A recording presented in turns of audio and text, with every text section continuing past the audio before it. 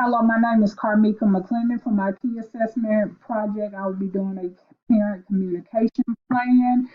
First, I'm going to talk about the demographics of my school.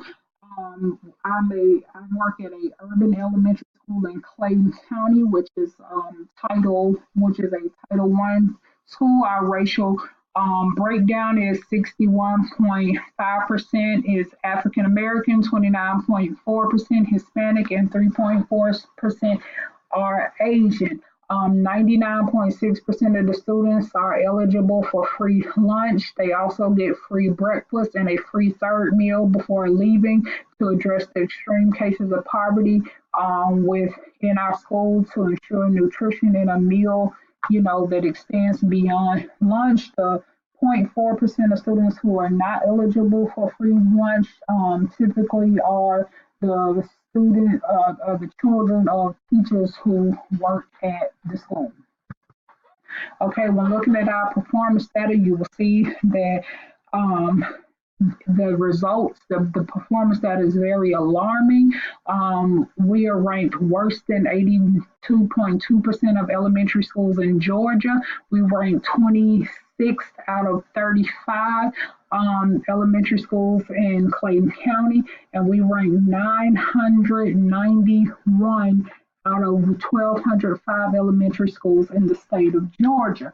And in 2017, we only had 19.04% of students meet the basic requirements for the GMAS, the Georgia Milestone Assessment that third, fourth, and fifth graders take. And here's the assessment data down here below.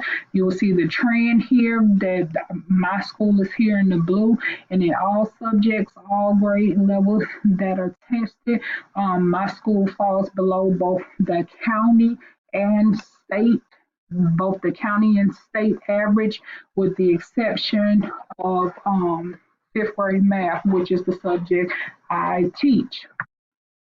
Okay, looking at our assessment audit, we take 13 different assessments that I could think of, and multiple of those assessments we take multiple times throughout the year. And this is just the assessments for third, fourth, and fifth grade because they're tested much more heavily.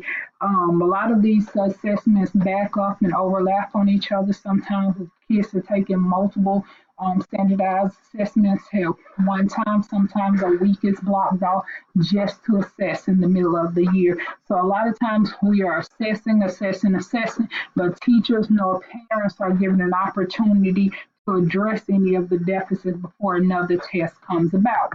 And that gets me into, why do we need a parent communication plan? We have very poor parent participation at school events and conferences. We have on average, for academic nights, we have 5 to 10 parents for the entire school, and we have approximately 700 students at our school. So that's very, disheartening. Kids consistently score poorly on both standardized, formative, and summative assessments. So hopefully this will give parents a chance to address this issue and empower them with education to, help correct some of these deficits that their students are having, because a lot of times students test so often and teachers have so little faith in the testing system that parents are not notified and they really don't know their students' data until assessments like the Georgia Milestone. Then we have to also think about our parent demographic, which the vast majority of our parents' highest level of education is high school. And since our school is a Title I school, and we over half of our population is considered homeless and highly mobile, we have to find some type of strategy to motivate, encourage collaboration with the community and with collaboration with the community and our school. Okay, so next I'm just going to outline the actions I plan to take.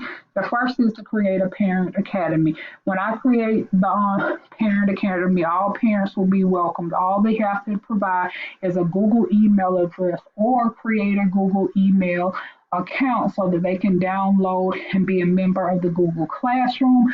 All events that all the events that parents attend, kids are free. If parents are present for it, kids attend for free. Each month will have a different theme and activity, like you see outlined here.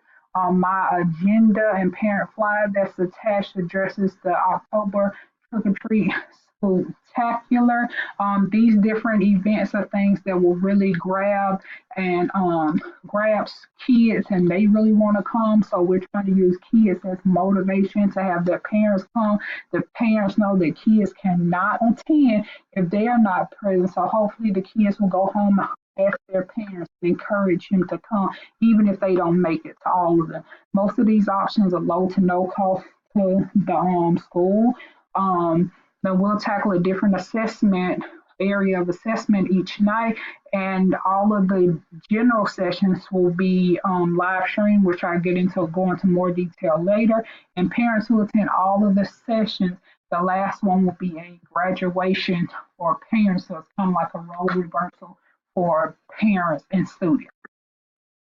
Okay, this here, the questions over here these will be the questions addressed in the Parent Academy for each of the monthly sessions. There'll be multiple interpreters present at each section, and all documents will be translated. Half of the meeting will be spent in a general session with everyone. So the first hour will be a general session with everyone, and then the second hour will be breakout sessions based off grade levels, where you can analyze, upcoming standards, grade level specific data, and address the question on this agenda list here that deals more specifically with the grade level.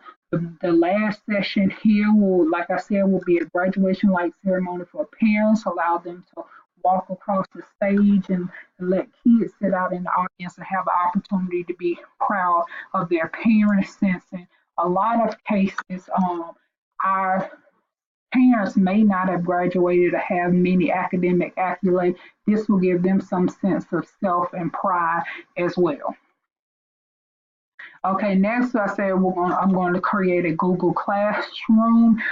You will have a general board for everyone, then specific boards for different grade levels. You can ask questions throughout the sessions and throughout the week, and teachers will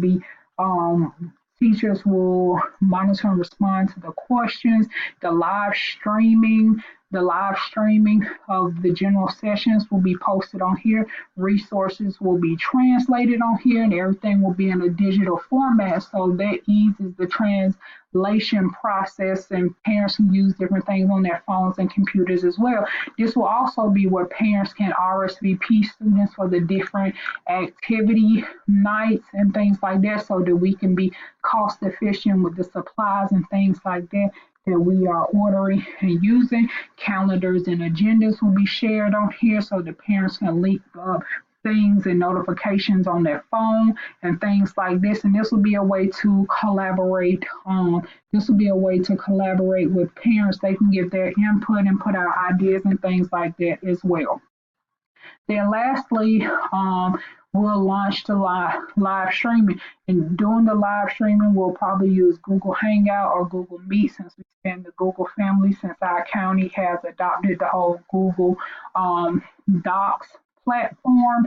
Record all the general sessions, save videos in Google Classroom, and make the sessions accessible for all parents. We realize that with demanding work schedules and lack of transportation, all parents will not be able to physically attend the meetings, but live streaming it will give them the opportunity to still be a part of things by watching it. And even if live streaming does not suit their schedule, they can come back and watch the recording at a later time. And then all of the audio minutes will be interpreted, which won't be a right away thing, but they will be available for parents maybe a week later.